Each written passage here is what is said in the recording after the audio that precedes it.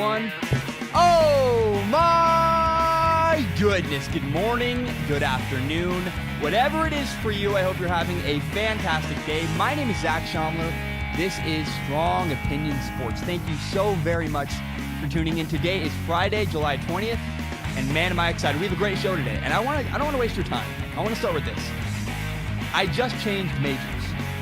I'm a college kid. I have 2 years left. I'm entering my junior year, and I decided to change my major. Doesn't affect my timeline at all. I have 2 years left. I had 2 years left before I made the change. I still have 2 years left no matter what. And the only thing that I have decided to do after this change, the only thing that will change by me deciding to change my major is that my next 2 years are going to be different. Moving forward, my next 2 years are going to be different. And the Spurs and Raptors just decided to swap stars. There is a parallel here. I'll get to it in a minute. But first, I want to say the Raptors have traded for Kawhi Leonard. Kawhi Leonard is headed to Toronto, Canada. Meanwhile, DeMar DeRozan is headed to San Antonio, Texas to play for the Spurs. And many people are asking, why would the Raptors do this? DeMar DeRozan was happy in Toronto. DeMar DeRozan was the first guy that said, I want to be in Toronto for the rest of my career. They had a guy who embraced them, who loved them. And Kawhi Leonard, meanwhile, only has 1 year left on his deal. Kawhi Leonard's about to be a free agent, and it's pretty unlikely that Kawhi Leonard is going to stay in Toronto after this one season is up. So why would they do it? Why would the Raptors trade away DeMar DeRozan, their marquee player, for Kawhi Leonard, who probably is not going to stay? I think to answer this question, I need to tell you why I changed majors. I really do. See, the reason why I switched my major was because I wasn't getting what I wanted. There are certain things I wanted to learn. There were certain classes I wanted to take, and sadly, those things just don't exist. It wasn't possible for me to get what I wanted. I had to make a change. I realized it wasn't working for me. I just realized this isn't working. And you cannot do the same thing forever. When something's not working, you have to make a change. The Raptors did that. The Raptors made a change. The Raptors felt like they had hit their ceiling. They'd done everything they could within the system they were given. And the Raptors felt like they weren't going to get any better. Nothing was going to get better in the next 2 years. And I believe the biggest crime you can commit against yourself, the biggest crime you can commit against yourself, is that if you are unhappy, or if you want something to change and you do nothing, if you remain stagnant, if you settle and don't make the change happen, that's the worst thing you can do to yourself. If you don't like your situation, change it. The Raptors made a change, and I respect that. I like that. See, the Raptors felt like they'd topped out. They didn't believe in DeMar DeRozan. They didn't think he was gonna push them over the top. And so they went after someone who they felt like could help them push and get better and push them over the top.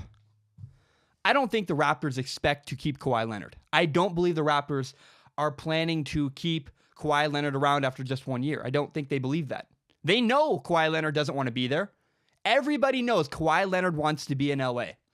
But the reason why the Raptors did this was because it was their only move. It was the only thing they could do to make themselves a little bit better. And what the benefit of this is the Toronto Raptors got rid of DeMar DeRozan's expensive contract.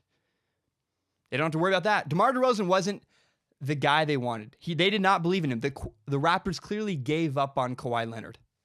The Raptors clearly gave up on DeMar DeRozan. They realized DeMar DeRozan just doesn't cut it. DeMar DeRozan isn't what we want. And so now the Raptors have a choice. After one season, they can either let Kawhi Leonard walk away. They traded for Kawhi Leonard. They can either say, you know what, we're not going to re-sign you. We can't. You don't want to be here, so you can just leave. Or the Raptors can trade away Kawhi Leonard after just one season, maybe at the trade deadline. Maybe sooner, maybe later. But what I know is that Kawhi Leonard wants to be in Los Angeles. And both teams in LA would love to have Kawhi Leonard.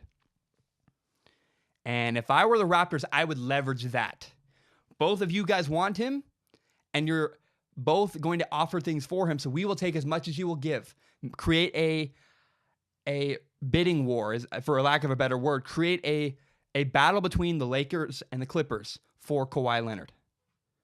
And I think the Raptors are in a great position. They can use Kawhi Leonard to build their team as much as possible. That's what the Spurs were unwilling to do.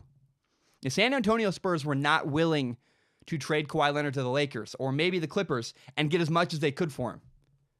I think the Raptors could really use Kawhi Leonard as a building block to restart their franchise. I like that a lot. And I just repeat, clearly, the Raptors were unhappy and felt like they weren't going to get what they wanted from DeMar DeRozan. They gave up on DeMar DeRozan. They moved on to something else. And that is what I think is the best thing to do. If you aren't getting what you want, make a change. And that is what the Raptors did. I applaud them. I think it's fantastic. I don't think Kawhi Leonard is going to stay there long term. I don't believe that. But regardless, man, I think it was a very good move, and the Raptors are now incredibly relevant. I've never cared more about the Raptors until they traded for Kawhi Leonard.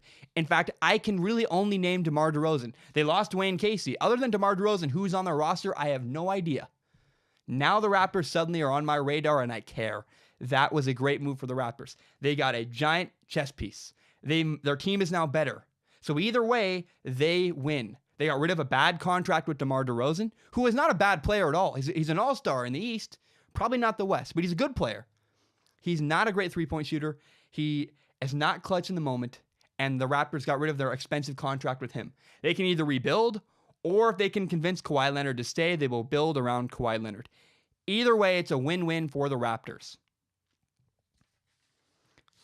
Next, we should talk about the San Antonio Spurs. Oh, man, I believe the Spurs made a massive, massive mistake. And I want to ask you the question, do you think the Spurs left something on the table? Because I do. I absolutely believe the Spurs could have done more. The Spurs could have gotten better than the one player, DeMar DeRozan. Here's what they did. The Spurs traded away Kawhi Leonard, one of maybe the top 5 players in the NBA, probably a top 5 player in the NBA, but definitely probably the best two-way player in the NBA. And they got DeMar DeRozan, a guy who might not even be an all-star in the West. So the Spurs definitely downgraded. Here's what I think of when I think of the San Antonio Spurs. There's a really, really, really good book called Eruption. It's the untold story of Mount St. Helens. Fantastic book. I live near Mount St. Helens. I hike there often. And in 1980, Mount St. Helens erupted. It killed 57 people. It erupted, and it was, it's huge news here. Even Pullman, Washington, where I go to college, 6 hours away across the state of Washington, they had ash clouds there. They had ash falling from the sky. They had to sweep it up. It was a mess. Sadly, one man died that's very notable from the Mount St. Helens eruption. His name is Harry Truman. And Harry Truman said he would not leave the mountain. And this book, Eruption, talks about how towards the end, Harry Truman realized he was wrong. He probably should leave the mountain. But he'd already said, I'm not going to leave, and he didn't want to change his mind. He was afraid of losing face. He was afraid of looking bad for changing his mind. And so Harry Truman stayed on Mount St. Helens, and he died in the eruption. It's a very sad story. And some people argue, though, that Harry Truman's ego got him killed. Harry Truman was unwilling to admit he was wrong. Personally, I think that's a little harsh. I think that Harry Truman loved where he lived so much that he just was simply unwilling to leave. He said, if it's going to change, it's taking me with me. I love where I live. But I do think ego is a funny thing. Ego is a very interesting idea. I don't know. It's a very interesting concept. It gets people in trouble all the time. Ego is a big deal. And I think the San Antonio Spurs and Greg Popovich allowed their ego to hurt them. Greg Popovich in particular, I think he let his ego get in the way of helping himself. Greg Popovich felt hurt.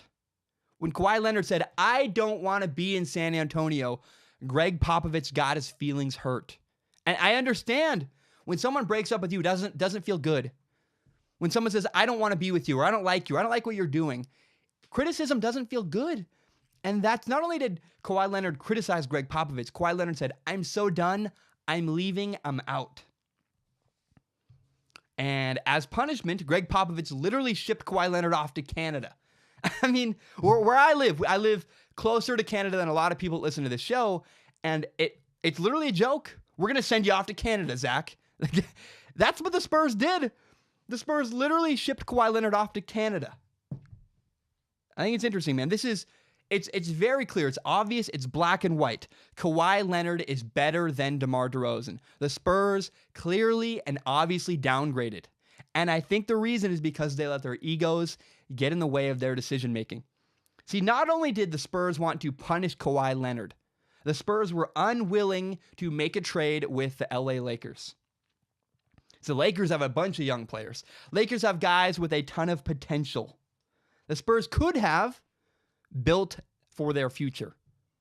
The Spurs could have poached all the young talent away from the Lakers, or many of the young talented players from the Lakers. And instead, the Spurs got DeMar DeRozan.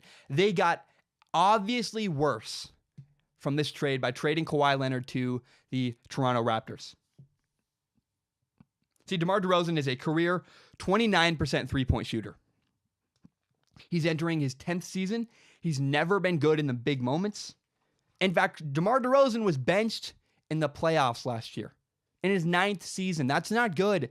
That's not a great clutch player you want leading your franchise. That's what the Spurs got.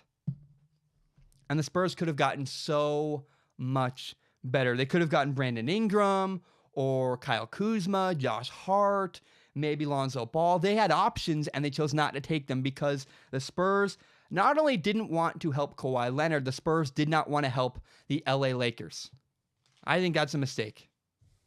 And the funny thing is that now the Raptors will probably make a trade with the Lakers. See, the Lakers are going to get Kawhi Leonard either way. It's pretty likely. And that deal, the deal for all the young players, again, maybe Josh Hart, Kuzma, Lonzo, a mix of some of those guys, that's the deal the Raptors are probably going to make with the Lakers. That could have been you. You ever see those memes? This could be us, but you're playing. The Spurs could have had those guys, and instead they have DeMar DeRozan. The Spurs lost very, very handily in the Raptors trade. There's no situation where they win. I don't understand, man. I don't understand. The Spurs could have poached the Lakers. The Spurs could have taken away their young talent. And the Raptors are now going to get the deal the Spurs could have had. Now moving forward, the Lakers are not only better than the Spurs, they also have a ton of young players the Spurs won't. So they're not only going to beat them next year and the year after that, but for the next 10, maybe 8 years, the Lakers are going to pound the Spurs because the Lakers have better players, better young players, and better older players, and probably are going to get Kawhi Leonard. I believe that the Spurs made a big mistake. They let their ego, they were offended by Kawhi Leonard wanting to leave. They didn't want to give him what he wanted. They weren't willing to send him to LA. They shipped him off to Canada.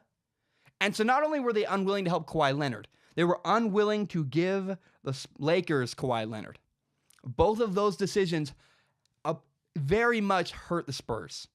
The Lakers are probably still going to get Kawhi, and the Spurs didn't get better from the trade. They could have gotten better. They could have, instead of getting DeMar DeRozan, they could have gotten players to build for their future, and the Spurs didn't do that. The Spurs made a massive mistake, and I don't know how you can look at it any differently. The Spurs clearly got worse. They got DeMar DeRozan, who's not as good as Kawhi Leonard, and they don't have hope for the future because they didn't get a lot of young stars to build for later. It's very sad that I think the Spurs let their ego get in the way of their decision making. It's not good. It's not good. And, I think that the pressure is now on Magic Johnson. I believe Magic Johnson needs to make a trade happen with the Raptors to acquire Kawhi Leonard. We know, everybody knows Kawhi Leonard wants to be in Los Angeles. Kawhi Leonard's going to be a free agent next year. It's pretty obvious. There are two teams in LA. There's the Clippers and the Lakers. And I believe that Kawhi is very willing to go to the LA Clippers. It's not a guarantee that the Lakers are going to get Kawhi Leonard. And so if I'm the Lakers right now, I am doing everything I can to trade with the Raptors, to give the Raptors a mix of, again, Kuzma, Lonzo, Ingram, Josh Hart, whoever you can, whoever the Raptors will take, let's go get Kawhi Leonard before he has an opportunity in free agency to sign with the LA Clippers. Move now before the Lakers beat you in the long run, or before the Clippers beat you in the long run. If I'm the Lakers, I'm doing everything I can to trade for Kawhi Leonard. I think it's interesting, man, especially Josh Hart. Look at Josh Hart. His value is so high right now. Josh Hart was just named the Summer League MVP, which means that he embarrassed a bunch of G League players, a bunch of guys who aren't going to be NBA starters. Josh Hart's trade value is at an all-time high. It's so perfect right now. Get rid of him now before the season starts, before he goes back down to normal when you see him play against regular NBA starters. I think the time to trade Josh Hart especially is right now. And I would package Josh Hart and Brandon Ingram, whoever else the Raptors want, to go and get Kawhi Leonard. That's what I would do. That is what I would do. You have a chance. The LA Lakers have an opportunity to trade for Kawhi Leonard, and I would go for it. I would do everything I can to land Kawhi Leonard. All right. The last thing I want to say about Kawhi, and you might be tired of Kawhi Leonard. You might be sick of hearing about him. I want to say one more thing about him. It's been really funny. I've been tracking this whole Kawhi Leonard situation, and initially when the trade first happened, there were reports that were leaked saying Kawhi Leonard does not want to play in Canada.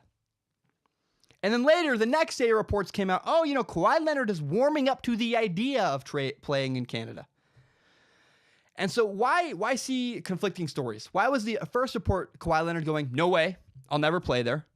And then why did we see a shift in the narrative to Kawhi Leonard going, I could make that happen?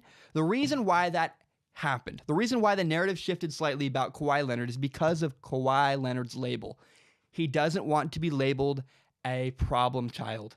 He doesn't want to be labeled someone who can't get along, who won't go with the flow, who won't be part of the system. I talked about it earlier. I just changed majors. I switched majors in my college. But now I'm locked in. Now that I've changed majors, I need to just finish. I can't do it again. You're on a short string. And now that I've changed once, I can't do it again. If I change my major again, I'll be labeled the kid who can't figure it out. Kawhi Leonard said, I want to be out of San Antonio. Kawhi Leonard then got what he wanted.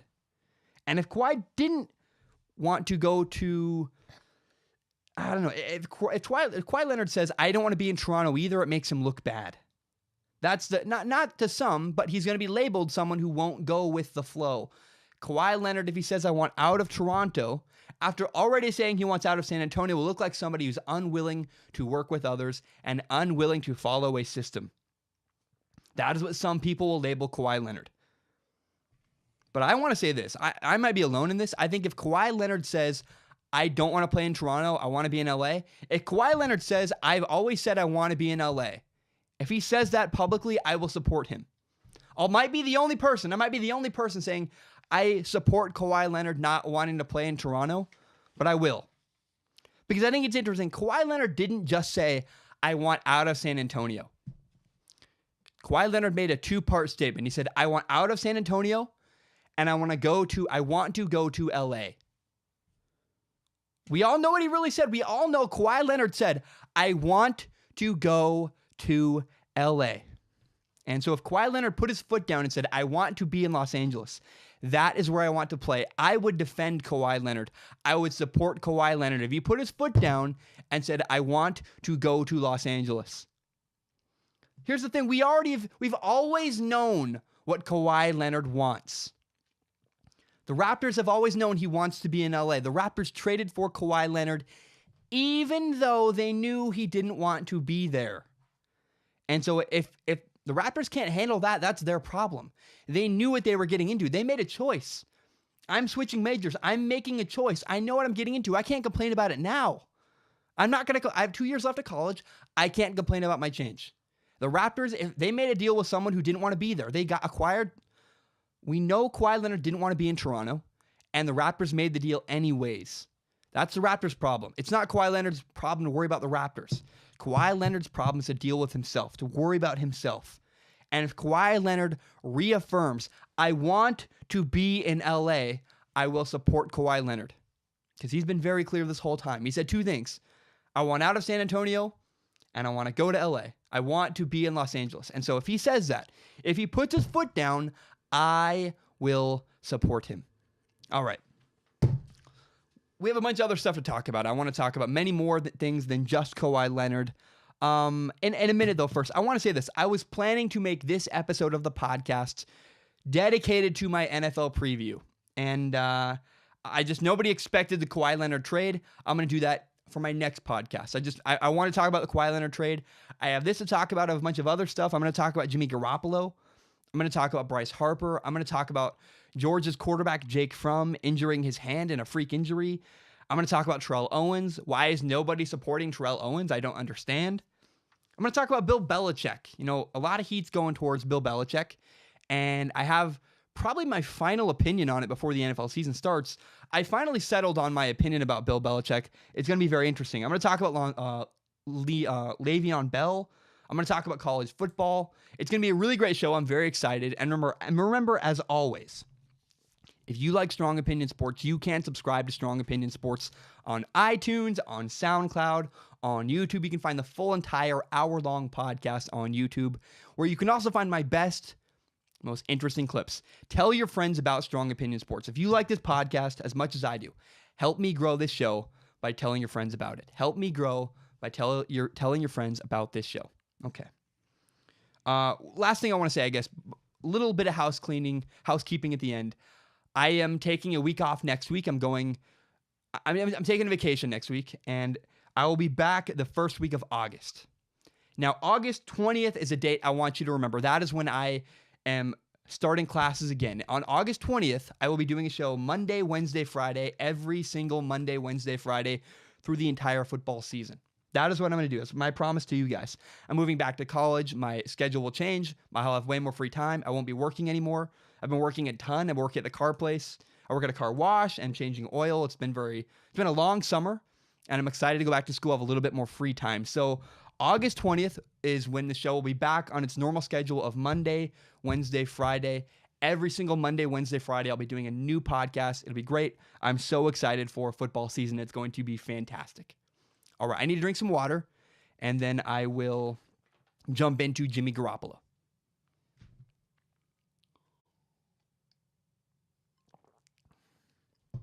Okay, so we have man. First of all, I want to talk about Jimmy Garoppolo and his situation. So I've been seeing reports that Jimmy Garoppolo went on a date with a porn star. Look, I don't care.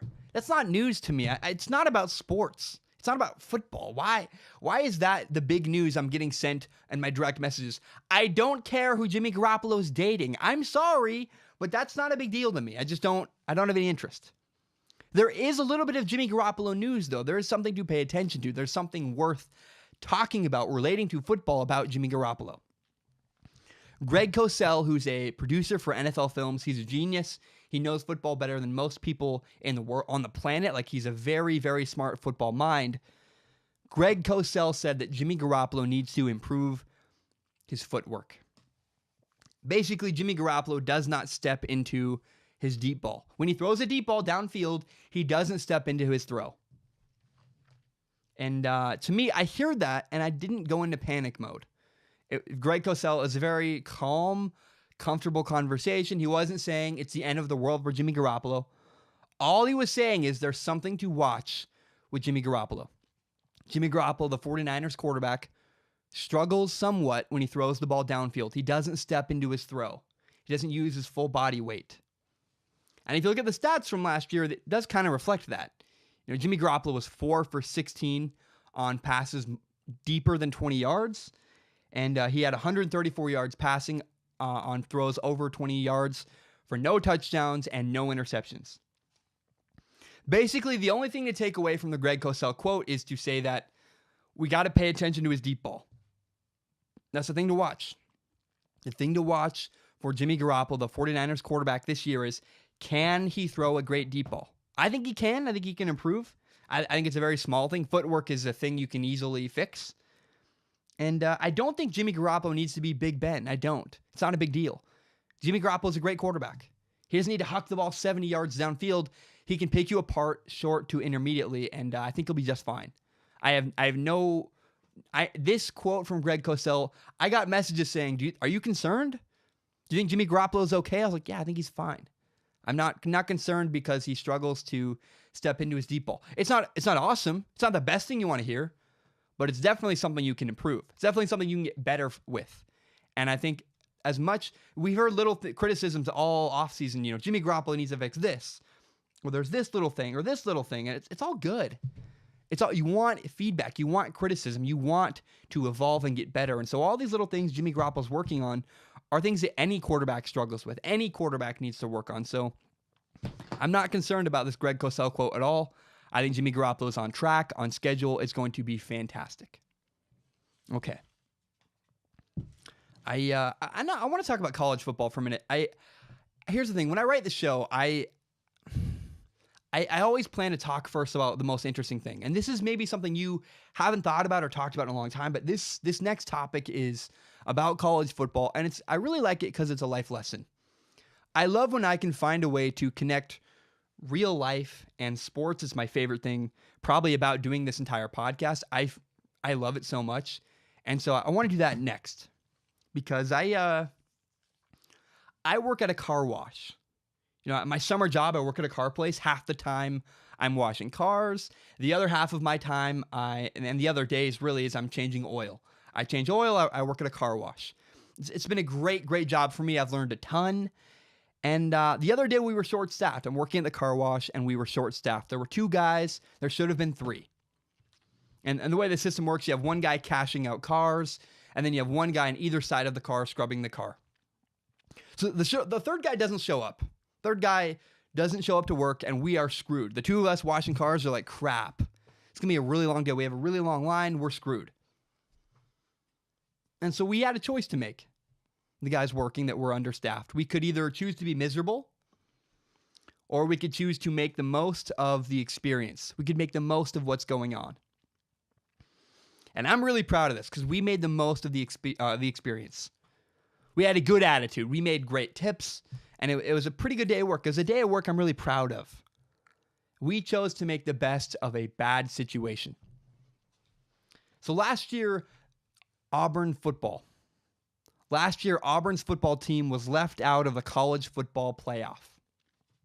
Auburn beat Alabama in the Iron Bowl, and Auburn went to the SEC championship and lost. And when they lost, they were not included in the college football playoff. And in fact, Alabama, who Auburn had just beat, Alabama leapfrogged Auburn and was put into the college football playoff. I mean, I can imagine that sucked. I can imagine that hurt. Auburn felt screwed over. I understand. I mean, they were given the Peach Bowl instead of a chance at the national title. I mean, really, national championship or the Peach Bowl? I understand why Auburn felt slighted. But in the Peach Bowl, Auburn lost to the University of Central Florida. And, Auburn had a choice. They had a choice. They could either have a bad attitude or they could have made the most of the Peach Bowl. But because they had a bad attitude, they lost. Auburn lost to the University of Central Florida because they did not appreciate the opportunity.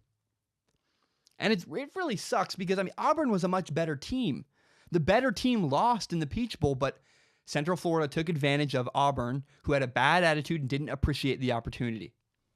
And here's what sucks even more is all offseason we've had to hear that the University of Central Florida, they're tooting their own horn. We are the self-proclaimed national champions. I hate that so much. It bothers me. You're not the national champions.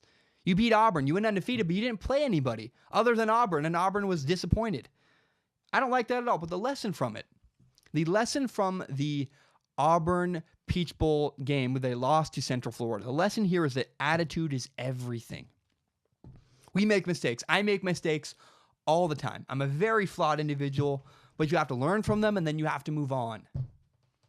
And so this year, one of the narratives I'm most looking forward to watching in college football is rooting for Auburn to bounce back. Because I think Auburn got screwed over last year. They have a really good quarterback. They have a great defense, much better than most in college football, and they have a lesson.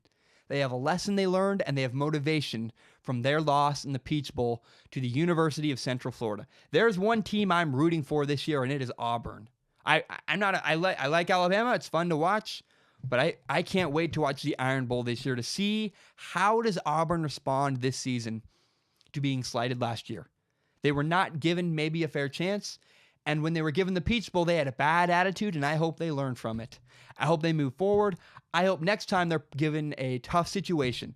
Maybe they're down by 21 points. Maybe they're put into a game they don't like. But whatever the situation is, next time Auburn has to deal with some adversity, I hope they make a choice to make the best of it rather than not appreciating their opportunity and having a bad attitude. I am very curious to watch Auburn this year. I think it's a very interesting storyline. Okay. Bill Belichick. Are you guys ready to talk about Bill Belichick? You guys are like, God, get to Bill already. You're probably waiting forever. I think the way to start this is to talk about Danny Amendola. So Danny Amendola is a receiver for the Miami Dolphins. And this offseason, he left the New England Patriots. He said, nope, I'm done in New England. I'm going to leave. And recently, Danny Amendola was quoted comparing the Patriots head coach, Bill Belichick, and his new head coach, Adam Gase, in Miami. You know, he said Bill Belichick was like the principal in the principal's office. And Danny Amendola said his new coach in Miami, Adam Gase, is just one of the guys. He's a leader. He's our head coach, but he's also our boy. That is the quote. He said Adam Gase is one of the boys. And Bill Belichick, my old head coach, is like a principal. And sometimes you have to go to the principal's office. Oh, no. Well, I don't like that quote at all. And I don't think that Danny Amendola meant to say anything bad, but it doesn't matter because he did. See, it's very concerning. I do not want my head coach to be one of the guys. I'm not comfortable with that at all. There's a very different dynamic between your friend and your boss. And there needs to be a very clear difference. You don't want to work for your friend. It's not how it works. It's not good. Now, I work at a car place. It's my summer job. And I respect my boss tremendously. Every summer I come back from college, I go and work for this guy. He's great. He's not my friend, but he's a boss I respect. A boss and a friend are very different dynamics. I've worked for my friends before, and it's not as good. Here's what I know is when my boss at the car place, the guy who's not my friend, but someone I respect, when he walks by, I stand up straighter. I make sure my shirt's tucked in, and I make sure I'm on time every single morning I work because I don't want to let him down, and I don't want to deal with the consequences from my boss. A boss versus a friend, there are different expectations. So not only is Danny Amendola saying, I think that my coach, Adam Gase in Miami, is better than Bill Belichick. That's the point he was trying to make, right? He's trying to say, you know, I'm friends with Adam Gase. I was never friends with Bill Belichick. I think another interesting quote that makes me think of Bill Belichick is when James Harrison recently said, his old head coach with the Steelers, Mike Tomlin, needs to button things up. James Harrison came out and said, yeah, I played for the Steelers, I played for the Patriots. Mike Tomlin, the Patriots head coach, needs to button things up. It needs to be a little bit more organized. I think it's very interesting. And who over the years has beaten Mike Tomlin often? It's the organized Bill Belichick. Bill Belichick owns Mike Tomlin every single year. And if you look at the Steelers recently, you see that they have a ton of incidents. Here's a list of incidents that have happened recently with the Steelers. Not only do you have your best running back holding out, you also have, tripping players on the sideline. You have coaches getting into bar fights. You have Facebook Live in the locker room. There are times where the Steelers look completely unprepared. Basically, the Steelers organization, the way that Mike Tomlin leads his team, is disorganized. It's not great. And somehow Bill Belichick, who's been to 8 Super Bowls, he's won 5 of them. Somehow Bill Belichick is underrated. I don't understand. How can you be the best head coach in the NFL and still be underrated? But it's true. It's very clear. It's become popular. It's become the cool thing to do now to hate on Bill Belichick. Kind of like when people hate on Nickelback or people hate on Nicolas Cage. See, I'm a weird guy. I liked National Treasure. I thought National Treasure was a fun movie starring Nicolas Cage. I can look past that. But the cool thing to do now is to hate on Nickelback, to hate on Nick Cage. And I think the cool thing to do now in the NFL is to hate on Bill Belichick. See, if I had a boss, if I could pick my boss, I'd want to work for a guy like Bill Belichick. In fact, I guess I did. I did pick my boss, and his name is, I'm not going to say his name. It's a guy I work for at the car place. I could go other places. I could find other minimum wage jobs, but I like my boss. I like his organization. There are clear rules. I do my job, and it's the same way with Bill Belichick. With Bill Belichick, the rules are clear. It's clear. Follow these rules. If you do your job, you will win games. It's very simple. I don't understand. I think that Bill Belichick gets hate because that's the cool thing to do now. I don't think anything has changed in New England. It's been 18 years. It's been an 18-year run with Brady and Belichick. And I think after 18 years, the flaws between Belichick and Brady finally were made public. That's what I think happened. The Patriots culture is fine. It's always been fine, and I think it's okay. It's just now become the cool thing to do. It started with a couple guys spoke out, and then everybody else piled on because it's been building up for 18 years. I don't think the Patriots organization is in crisis. I think they're fine. At the end of the day, with the Patriots, if you do your job, you will be the most prepared team every single Sunday, and you will win over and over again because that's what the Patriots do every single year. That is my stance on the Patriots. I think that nothing has changed. It's always been fine. It's still fine. It just became public, and when it became public, other guys piled on because there are some people who, of course, don't like it. Anytime you do anything, somebody out there won't like it.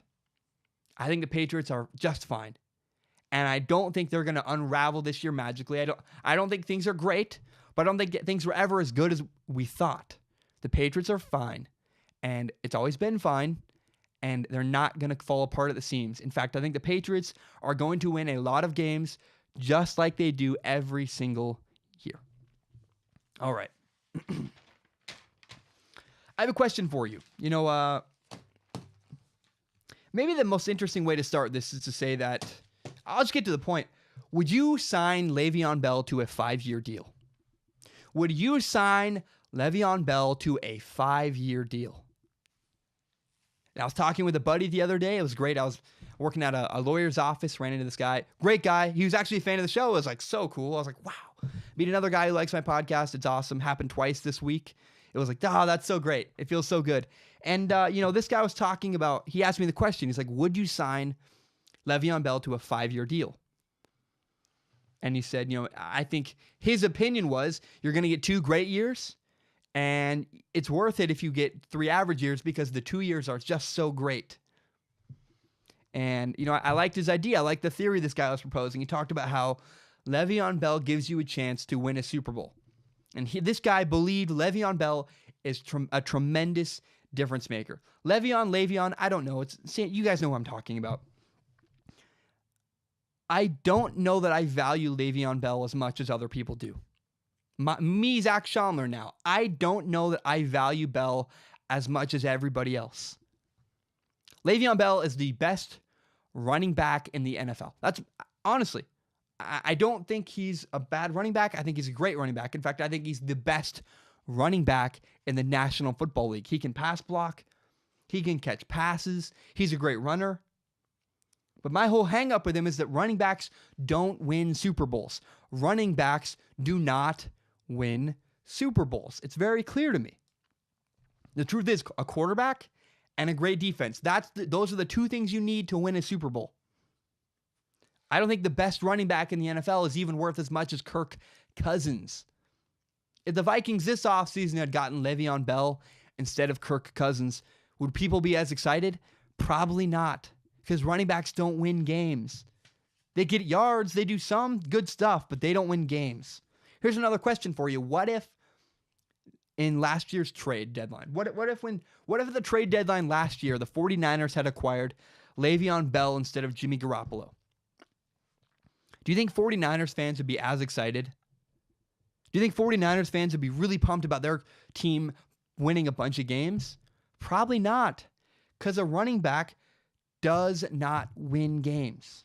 It's just not true. In fact, I feel bad for running backs. I think playing running back in the NFL is an incredibly difficult job. It's hard on your body. You're usually done by 30. You're never paid as much as you're worth. I understand why guys like Le'Veon Bell, we're going to see Todd Gurley ask for a big contract. I bet Ezekiel Elliott asks for a big contract. Look, running back gets their body beat up. They get a ton of pounding, and they often don't get paid what they're worth. It sucks, but it's true. That's just the honest truth. And I don't think it should change. I really don't. The Patriots do this all the time. You sign a guy coming out of college. You sign a really good running back. They signed Sony Michel this year. You sign that guy, and you pay him rookie money, and the minute his rookie contract is up, you don't re-sign him. See, Le'Veon Bell is 26 years old, which means he probably has 2 years left of his prime. At the most, 2 years left. 28, 30, he's going to by 30, he's done, right? By 30, he's going to fizzle out and be done. That's just what happens to running backs. Look at Adrian Peterson when he hit the wall at his 30. He did not do as well. And so if I'm a team, I would draft a running back who's much cheaper and move forward with that. I'm not going to re-sign Le'Veon Bell. And it's interesting, that running back is probably only going to bring in 75% as much production, right? That running back is not as good as Le'Veon Bell. But I don't think it matters anyways. It's a smarter investment to sign a new younger quarterback rather than Le'Veon Bell. I think Le'Veon Bell's somewhat replaceable. I really do. He's incredibly talented. He's the best running back in the NFL, but great running backs are often also products of a great offensive line. I can acknowledge how talented Le'Veon Bell is and still ask, is he really that valuable? Is he really the reason why the Steelers are winning games? I think it's their defense. I think it's their offensive line. I think it's their running backs. I think it's their quarterback. And I think it's their great receivers. And Le'Veon Bell doesn't hurt that. But Le'Veon Bell's not the reason the Steelers win games. He's just not. And I think you have to ask yourself, how much of a difference do you believe Le'Veon Bell is worth? Because if you think he's the difference between not winning a Super Bowl and suddenly a Super Bowl, if you think he's that valuable, you should sign him. But personally, I don't think Le'Veon Bell is that valuable. I wouldn't. I do what the Patriots do. I'd sign a rookie quarterback or a rookie running back, give him a 4 or 5 year deal as long as I can. And when his rookie contract is up, let him walk away and do it again every year. I'd exploit running backs over and over and over again because you can do that. And that's what I would do. I wouldn't pay a running back big money. I just wouldn't. Finally, this, I think the last thing to say is I drive a 1995 Toyota Corolla. It has 289,000 miles. It has almost 300,000 miles on that car. That's where Le'Veon Bell is. Le'Veon Bell is towards the end. It's my brother's car. That 95 Corolla, that's my brother's car. It's my little brother's car. He drove it before he died. It's sentimental to me. It means a lot. And this summer, I've been learning how to fix cars. I've been working on it. I fixed the brakes. I replaced the starter, got a new fan. I fixed the thermostat, put in a new thermostat last night. But these are all cheap fixes. These are all things that are worth replacing because they're not that expensive. If someone told me I had to put $1,000 into my car to keep it running, I would just walk away. I'd use that $1,000 on a new car. It's worth more than the car's actually, the fixing would be worth more than the car's actually worth on its own. A car that's got almost 300,000 miles on it isn't worth putting that much money into. It's a bad investment. Le'Veon Bell is 26 years old. He's towards the end of his prime. And giving him a big 5-year contract is a bad investment. Does that make sense? I believe in Le'Veon Bell. I think he's a fantastic running back. I think he's the best running back in the NFL. But he's towards the end of his prime. I don't think running backs make that much of a difference anyways. I think it's mostly the offensive line and the quarterback. And I simply would not sign Le'Veon Bell to a 5-year deal worth a crap load of money. I'm just not going to do it. I'm not going to pay a running back millions of dollars. My philosophy is sign a rookie running back. Use him for the 5 years you can. 4 or 5 years is the rookie contract. Once his rookie contract is up, unless you can sign him for cheap, don't re-sign him. The Patriots do it all the time. Learn from the Patriots and do what they do. They win Super Bowls, and that's what I would do. Okay. I want to talk about Terrell Owens. We have, how many stories do we have? We have Terrell Owens. We're going to talk about Jake Fromm, the Georgia's quarterback, freak injury. And then I'm going to talk about Bryce Harper. 3 stories left. Terrell Owens is very interesting. I'm actually excited for this take. I heard someone talk about it recently. I completely 100% disagreed, and I want to talk about that now. because Terrell Owens is now attempting to make a football comeback. He's attempting to revive his career in football by moving to the CFL. And I love this. I love this. I love this. I love this. It's fantastic. I said that Terrell Owens is not a good person for an NFL team to sign. If I'm an NFL team, I would not sign Terrell Owens to my roster. He's not worth the trouble. He's too much of a distraction for the value he brings to the roster. And then I followed that up by saying if Terrell Owens really wants to play football, he will go to Canada. He'll go play in the CFL. And that's exactly what Terrell Owens is doing. I applaud you, Terrell Owens. Clearly, you just want to play football. I respect that. And what I don't understand is the hate Terrell Owens is getting. I've heard people say this. They don't think Terrell Owens is doing the right thing by going to the Canadian Football League. And I understand why people hate Terrell Owens. I do. There are consequences to your actions, right? Every action you'd make has consequences. And Terrell Owens pissed off the NFL when he said, I'm not doing the Hall of Fame signing, whatever, showing up, inaugural, all that crap. He's not going to do it. Not going to participate. And other people are saying that Terrell Owens going to the Canadian Football League, they're saying that's a step down. He shouldn't do that. And I just strongly disagree with you. I think you're wrong. I think that people aren't giving Terrell Owens a fair shake, which is weird for me. I'm not a Terrell Owens guy.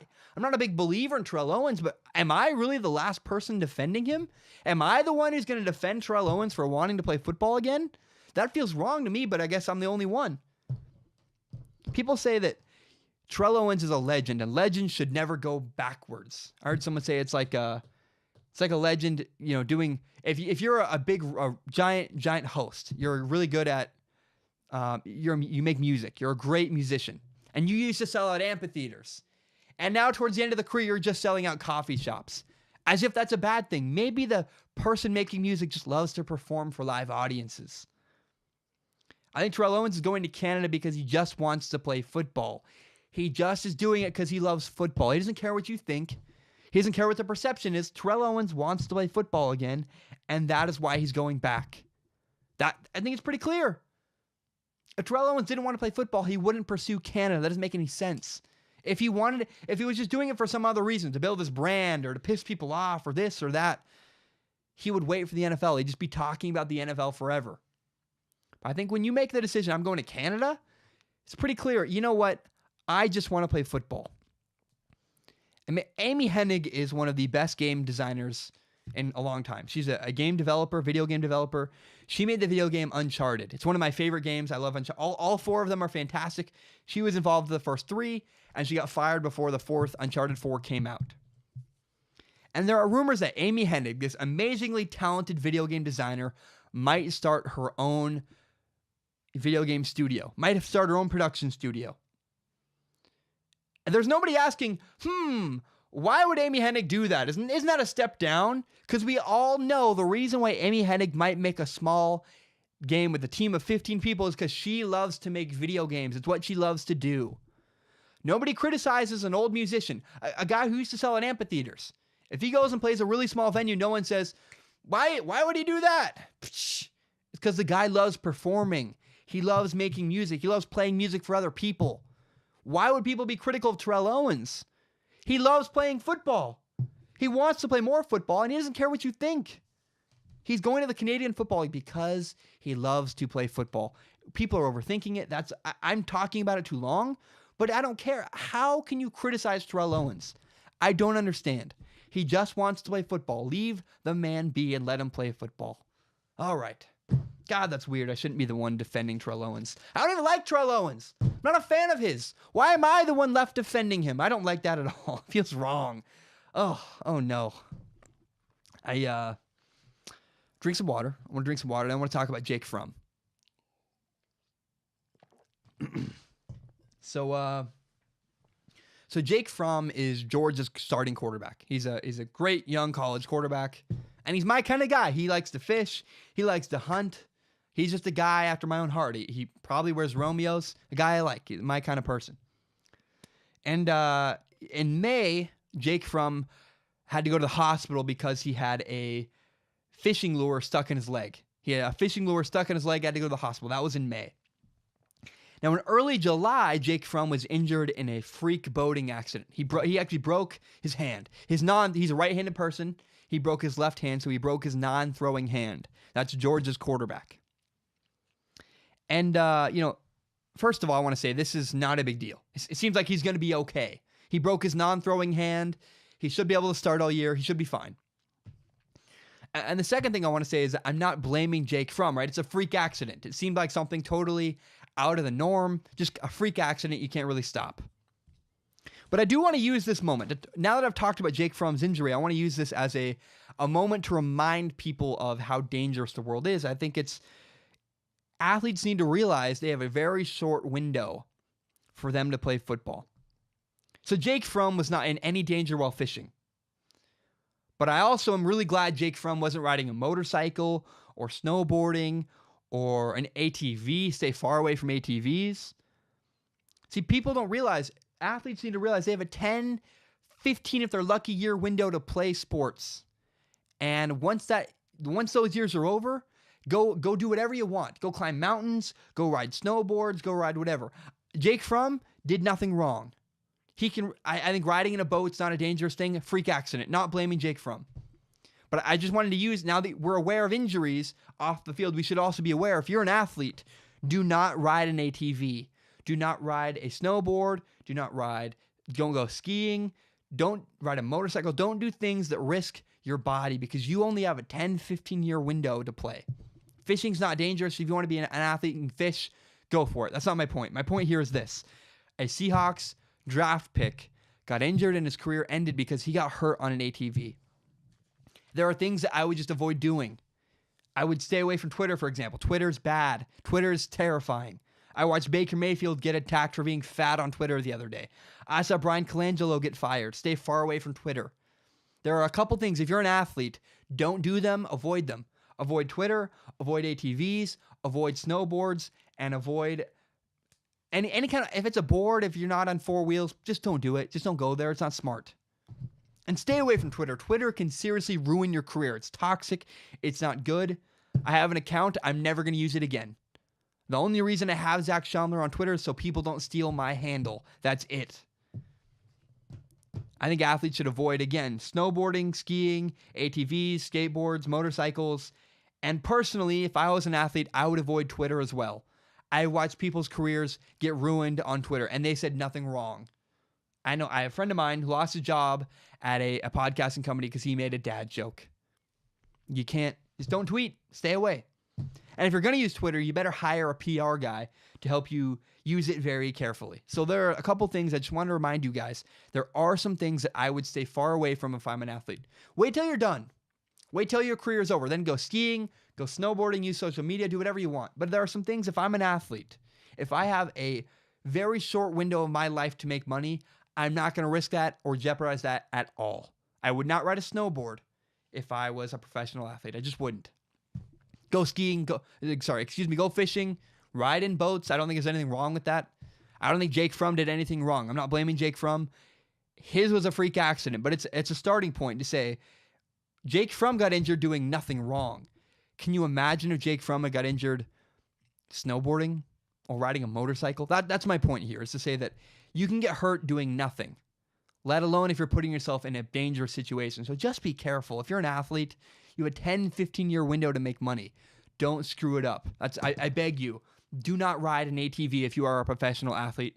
Do it when you're 39 and retired. Then go ride all the ATVs you want. If you blow your hand off with a firework, it doesn't matter because you're not going to lose income. That's all I have to say. Please protect your careers. Help yourself out by making smart decisions. That's all I want to say.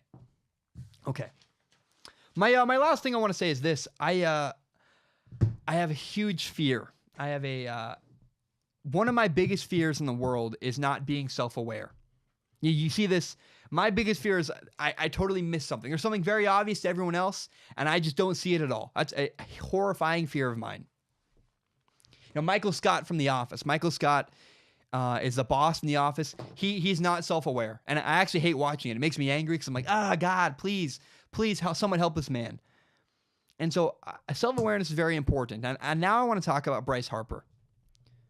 I want to credit Bryce Harper for his self-awareness. He gets it. He's smart. The other day, Bryce Harper was doing an interview, and he said that Mike Trout is the best player in the MLB.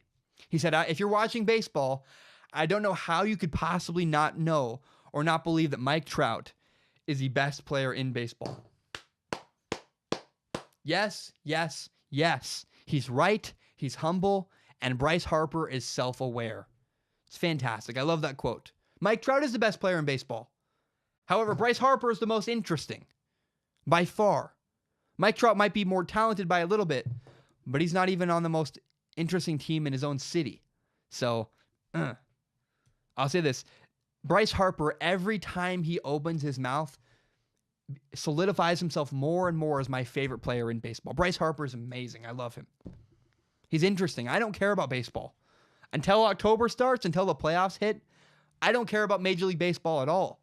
The only time I watch baseball is when Bryce Harper opens his mouth or does something with a baseball bat. I didn't even watch the All-Star game. All I watched were the clips of Bryce Harper talking.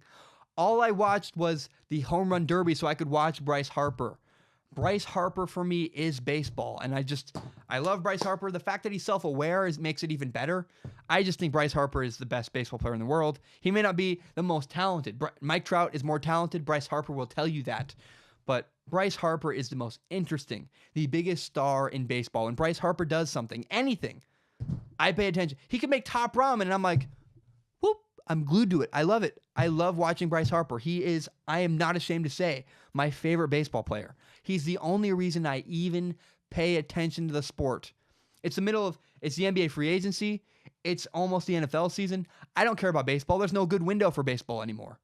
And so they need more people like Mike Trout in baseball to grab my attention and to pull me in. All right. That is all I have to say today. I just want to say thank you so much. I'm changing my major. I'm doing some different stuff in my life, and I am pursuing. All I'm going to pursue now is a career doing strong opinion sports. That is my goal. It's what I want to do. My piece of paper for college is my backup plan. But if you like this podcast, please help me out. Help me grow this podcast by telling your friends about this show. And you remember, you can subscribe to Strong Opinion Sports on iTunes, on SoundCloud, on YouTube, everywhere else. Share this podcast on Facebook, on Twitter. Help me grow the show by telling your friends. And if you haven't already, subscribe on iTunes, subscribe on SoundCloud, on YouTube, whatever it is. Help me grow this show by telling your friends and subscribing everywhere you can. I'm going to take a week off. And when I get back from my week off, I'm going to do my NFL preview. I'm going to break down every single team for 6 minutes. I'm going to break down every team. I have already decided every team's record now. I'm going to break down kind of their strengths, their weaknesses. For example, I'll tell you what the Bears' schedule will be. I'll tell you the Bears' final record will be blank and blank. And I'll tell you what their record will be, why, what their biggest storylines for the year is. It's going to be 32 videos. Every single team in the NFL will get a video. And it will say the reason why the Bears are going, let's say 5-11, or the reason why the Falcons are going 11-5, whatever it is, whatever the records are. I'm going to break down the entire NFL in my next podcast. I can't wait.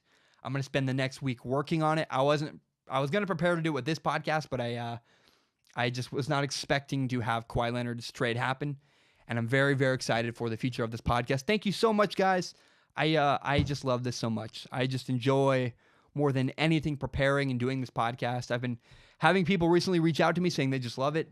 I met 2 people last week just on the street that were like, "You're Zach Schaumler. I love your podcast." And I was like, "Who are you? That's so incredible." So I just am I'm very grateful. I want to keep this going. And this is my favorite thing I do. And this is my goal for the future and my plan for my life. So I really hope you guys support it. And I thank you so much. Have a great week. I will see you the first week of August with my NFL preview. Thank you so much. Bam, we are done. Bye.